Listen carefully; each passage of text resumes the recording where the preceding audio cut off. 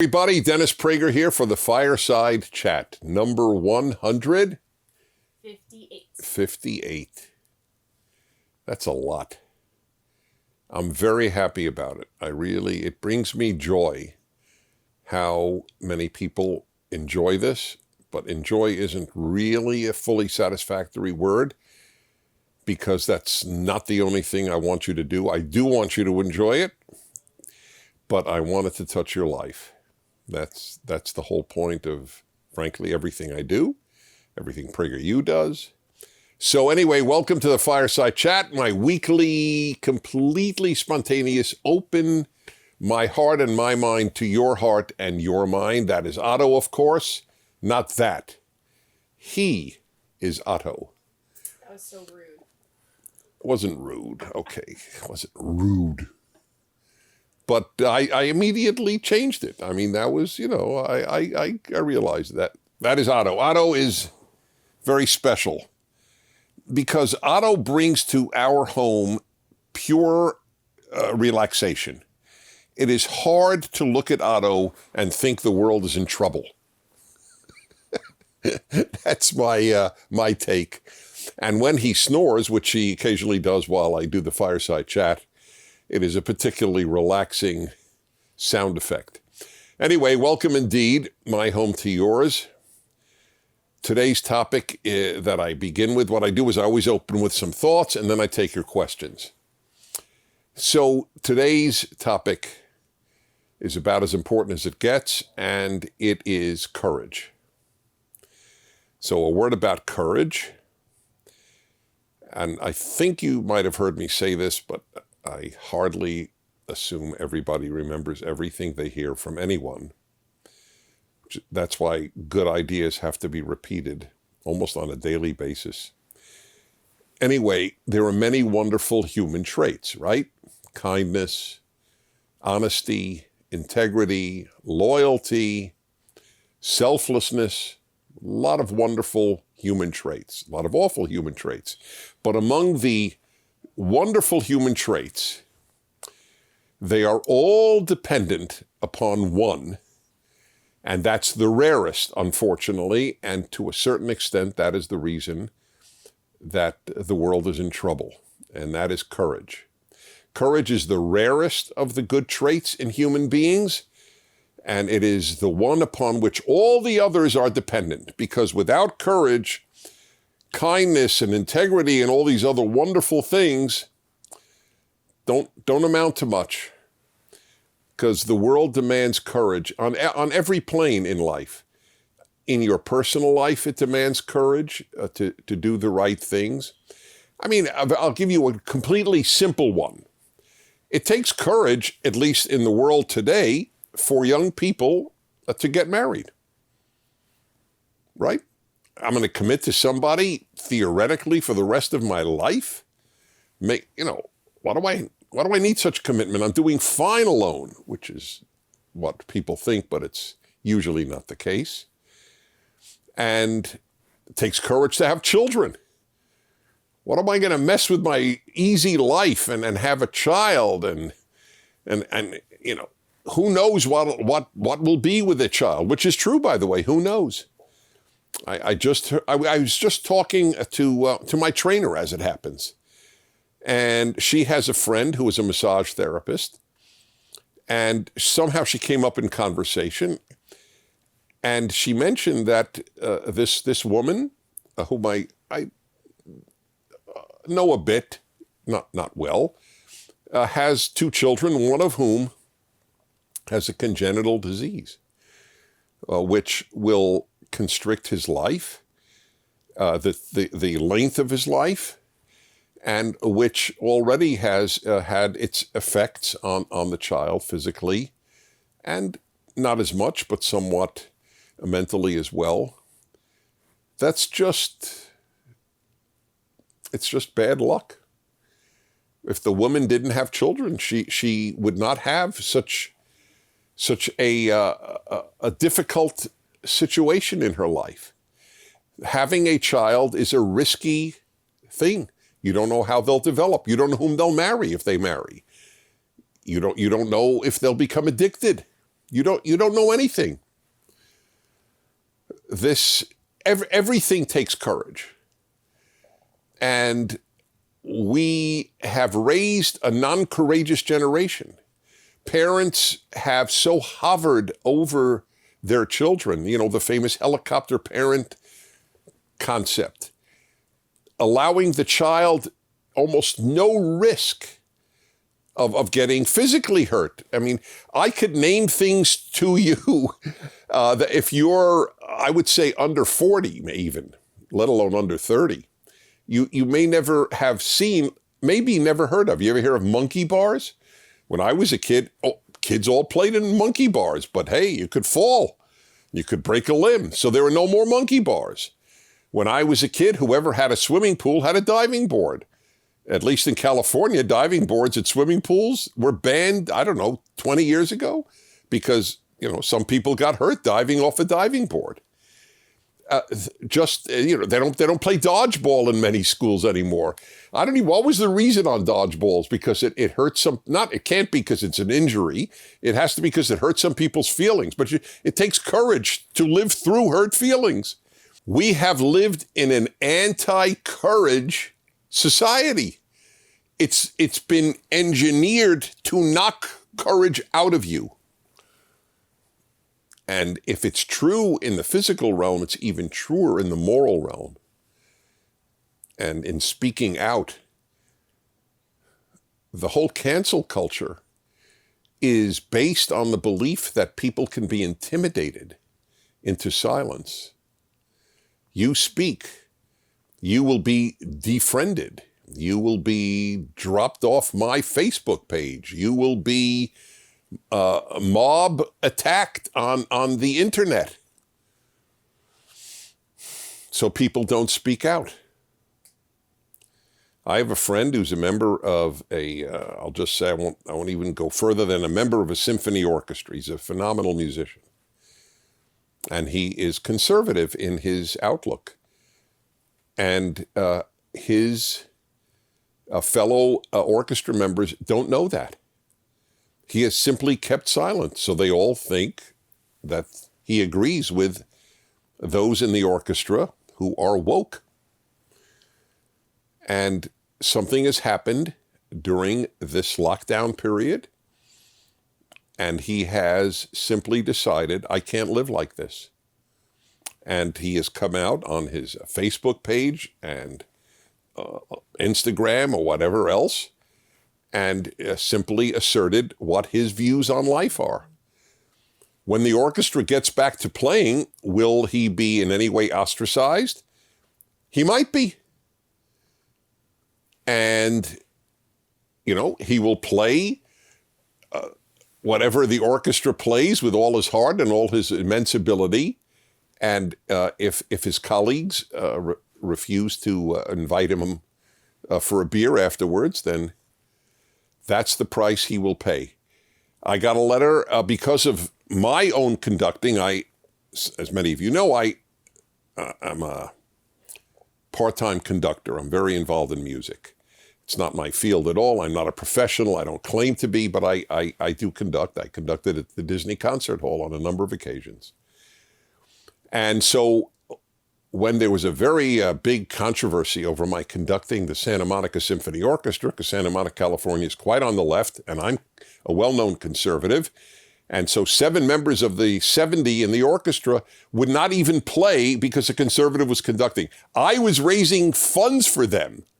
I took not a penny. I raised the entire year's budget for the Santa Monica Symphony Orchestra the year I conducted for them. It was the first time a regional orchestra had ever sold out the Disney Concert Hall when I conducted, and they still walked out. It was more important for the mayor of Santa Monica, who announced, I'm not attending the concert of my own orchestra. It was more important that their orchestra not be able to be funded than a conservative conduct the orchestra. And it reached the New York Times, which wrote a very dishonest article on the entire thing, which is par for the course. And I just moved on. And we sold out the hall, and it was a major victory for free speech, for a freedom period, and for the orchestra. So as a result of the national attention to my conducting, I got a lot of letters from members of orchestras around the United States. So a member of another world-renowned orchestra sent me a letter, a woman, and begged me not to mention the orchestra, her instrument, or anything. I have been a member of my orchestra 35 years, she said, and they do not know my politics. I feel bad for her, obviously. I felt terrible for her. To have to keep silent about your deepest values because you will be shunned. By the way, it almost never happens that you're completely shunned. The fear is greater than the reality. There's no question she's not the only one in the orchestra. I'll give you an example.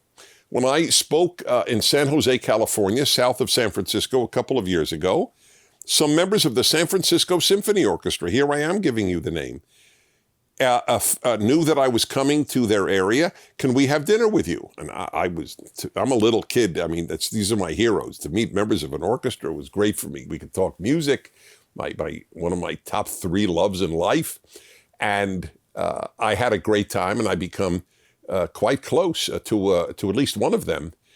And I said, when I met them, there were like 6 of them, members of the orchestra, most of them wearing PragerU shirts. I said, holy crow, San Francisco? You know, this is not the Boise Symphony. This is the San Francisco Symphony. And I said, do your colleagues know? Of course they know. These guys are not ostracized. They're in a minority. But because they had the courage to speak out, they found kindred spirits. By the way, there are rewards to courage. One is you sleep better. You think better of yourself. This is deserved self-esteem. This is earned self-esteem when you exhibit courage. There is a self-loathing that comes with not exhibiting courage. I'm afraid, and to walk around in fear is also awful. It's probably awful for your health, among other things. People fear what's going to happen if I speak out. So, well, I'll deal with that in a moment, because sometimes there are really very unfortunate or terrible results. I acknowledge that. I don't live in a cocoon. I understand that. But the advantages of exhibiting and living with courage are far greater than the advantages of suppressing yourself.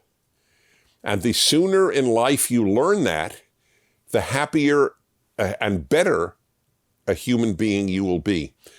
I get this question periodically on my radio show. So Dennis, what should I tell my daughter? That was the first time I got the question, so I remember specifically it was about a daughter. Obviously, equally applies to a son. What do I tell my daughter? She's at college, and she knows that if she writes on a paper what she actually believes, she will get a lower grade. And that will affect her ability to get into a prestigious graduate school, et cetera, et cetera. So I have had a standard answer to parents who ask me this completely legitimate question. And my standard answer is this. If you will compromise in life over a grade, what won't you compromise in life over? You're not going to be shot. You're not going to be jailed. You will get a lower grade. That's unfortunate. There is a price paid for that if you want to get into graduate school. I acknowledge that. It is worth, in my opinion, it is worth going to a less prestigious graduate school and maintaining your integrity and stating, now always state, this is critical, always state it politely, always state it rationally, even understate it, but state it. That's the key here. Now, by the way, I'll give you an example. I believe it or not, I had this at college. This is not new. I had a left-wing teacher in English, and I'll never forget. The assignment was look out the window, students, and write a paper on what you see. Look out the class window.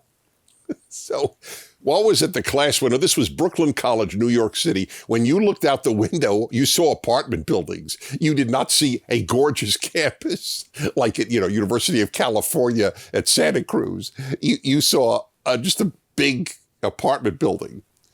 So I remember thinking, I know exactly what she would give me an A for. And I wrote it. I admit it. And I wrote, what I see is an apartment building, and every apartment looks like every other one. And I see a certain sameness to life that is crushing. And, I don't know, some pablum. But I write well, and I got an A. Now, by the way, the truth is, while I wrote it with the understanding that she would probably like it, the truth is that is what I saw. I do find large apartment buildings depressing. So I wasn't being dishonest to myself, but I wasn't asking, what, Dennis, do you really see, as much as what will get me an A? So I don't want you to think that I didn't have to grapple with the issue of courage from an early age myself. I did. Very few people are born courageous. It's an attribute that you have to work on.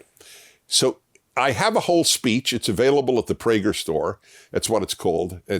Because all of my lectures are owned by Salem Radio, the people who syndicate me, and so some minimal charge for it. I'm not mentioning it to sell you a speech. I've never done that before. I'm mentioning it so that if you're truly interested, I did give one talk.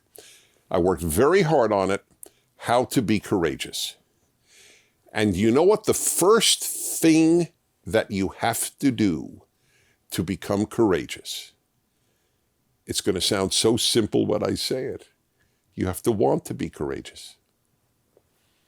To a very large extent, we do become what we seek to be.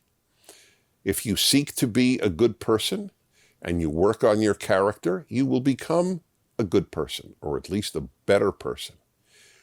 You have to seek to be whatever you want to be. The trick is to know what you want to be. We don't even have that.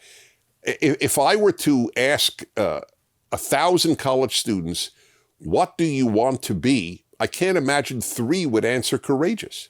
I'm not blaming them. It doesn't register. Want to be courageous? Or even if I would say, would you like to be courageous? I think most people would say yes. But do they really want to be? Do they work on it? Probably not. So this is a time in American life unprecedented, where the courage to speak about one's convictions can come with steep prices. Friends will leave you. You will be bullied on the internet. I just sent out a tweet about a peer-reviewed study saying that hydroxychloroquine and zinc taken very early when one gets a positive COVID report, one does have COVID, but it's the early stages, the success rate is extremely high. If it's taken, not once you're hospitalized, then it's usually too late. But if it's taken at a very early stage, it's incredibly successful. So amazing to me, and I said, I think it saves lives. I think it'll save lives. Which I am, in fact, I'm convinced of it. And you could see it on my page. The FU, just FU, Prager, FU, FU. I hope you die, or similar things, which is an amazing. Now, I want you to understand. You may be curious about my internal reaction. I am not hurt at all. It has no effect on me, but it does affect me in that I am sad for the society I love that we have produced so many miserable human beings that they would use an obscenity over somebody advocating a completely safe. I mean, there's no such thing as completely safe. Aspirin's not completely safe. Okay, I understand that. Peanuts are not completely safe. I understand that. But within the realm of what is prescribed, it is about as safe as exists. It's been taken by tens of millions of people for over a half a century against malaria, against lupus, against rheumatoid arthritis, and daily, and with no effect. If you have a heart condition, it could result in an arrhythmia that you speak to your doctor. So I knew that it would be unpopular. I didn't realize the intensity of the reaction, but it is what it is. If I have the option, am I going to keep quiet on what I believe can help people get well versus am I going to be popular? There is no contest. I when I was in high school, even, I started thinking, how do I want to be known after I die? I know it's strange to think that way in high school, but I've always thought about serious things. That's my nature. And I remember thinking, I don't want to die with, he was popular. That was not a goal. It was not a goal to play it safe. He avoided controversy. These are not goals of mine. By the way, there's another reward about courage. Aside from you'll sleep better, you will have higher self-esteem, you will draw people into your life who are good. Because not everybody is going to attack you. A serious percentage of the society will say, wow, that's somebody I'd like to know. So you get rewarded with courage in that you attract like-minded people into your life. There are rewards for speaking out and being courageous, far greater than keeping quiet. So it is time to be courageous. And what is amazing is this is the most important, it's not the most important. Most important is courage. But this is one of the most important ancillary points here. Think about what it takes courage to say. And this tells you about the other side, about how awful they are. It takes courage to say, I am colorblind. The goal in life with regard to race is to be colorblind. It takes courage to say what Martin Luther King said, what every liberal said. The whole point of life with regard to race is to be colorblind. And now it takes courage to say, yes, we should all be colorblind. I want to see your personality. I want to see your character. I want to see your mind. I want to see your heart. I don't give a damn about your skin color. That it takes courage to say that gives you an idea of the sickness that pervades our society. Think about what it takes courage to say. It takes courage to say, if you're an American, with all its flaws, I love America. It takes courage to say that now. It didn't take courage to say that when I was a kid, or for all of American history. And now it does. Gives you an idea of the moral quality of the people who try to intimidate you from saying such things. So my advice to you is speak up. You will be hit, and then you will realize, by golly, I survived. I found wonderful people, and then it becomes easier and easier. Okay. Time for your questions, and we begin with the video question of the week. There we go. Okay. Alexa Cutts, I'm 18 years old and I'm from Idaho Falls, Idaho. I think a big problem we are seeing right now is people not being able to think for themselves or reason through things, and I think a lot of it ties to the public school system. So I just want to know what you think are the biggest changes that need to be made in America's public school system and how likely those improvements are going to be implemented. Well, thank you. You know, I got to tell you that gives me hope. How do I get to the questions?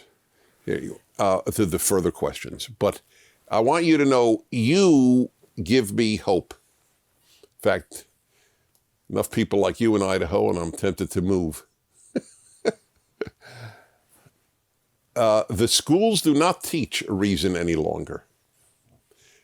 The irrational has dominated life. When the ACLU tweets out that men menstruate, and when Tampax puts out an ad that,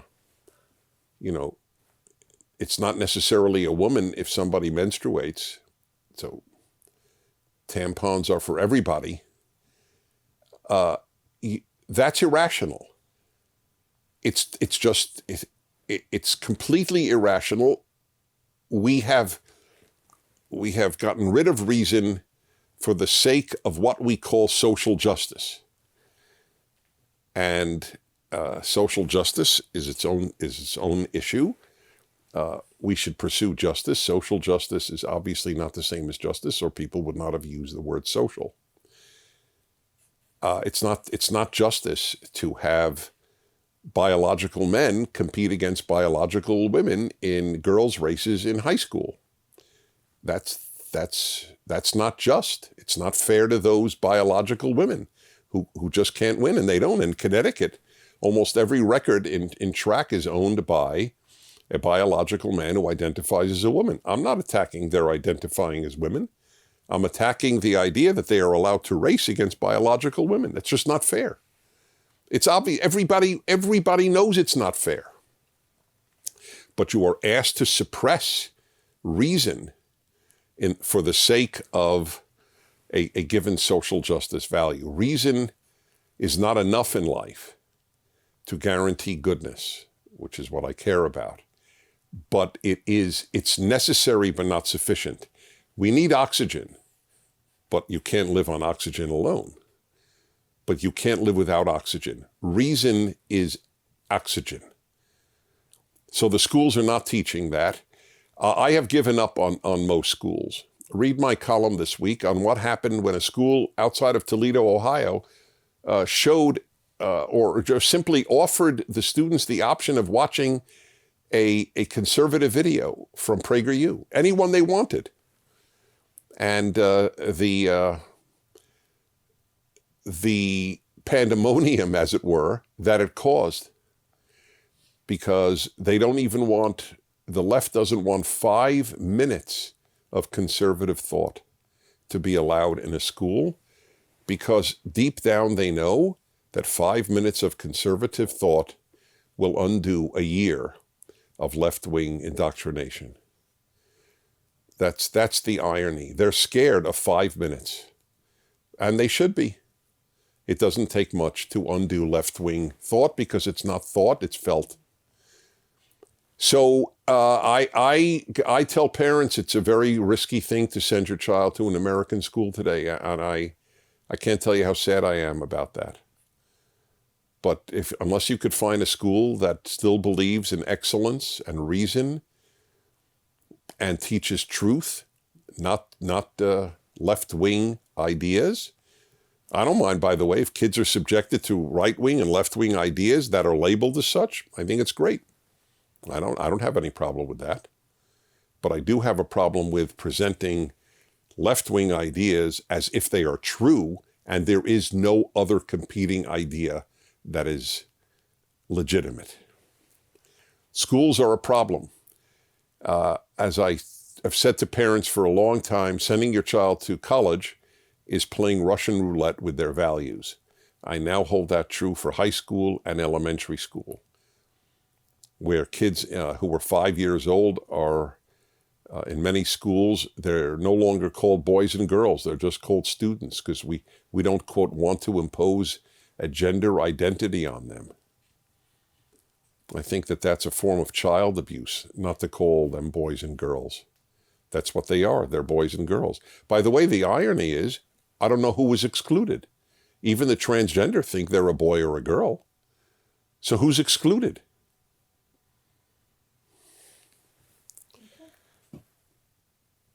All done? All done? Yeah. We're at 30? Yes. That is so sad. Oh, what can I do though, right? So many wonderful questions from all over the world. I look at them right before I go on. So you know what I got to do it 1 week. I'll just do the questions because there are so many good ones. Anyway, I'll leave you with this on courage. I'm a big Bible fan. I think it's the wisest book ever written. And without wisdom, life is unnavigable. You know what God says to human beings the most in the Bible? And even if you're an atheist, you should find this instructive. Do not fear. Good advice from a good book. On behalf of Otto, I'm Dennis Prager, and see you next week.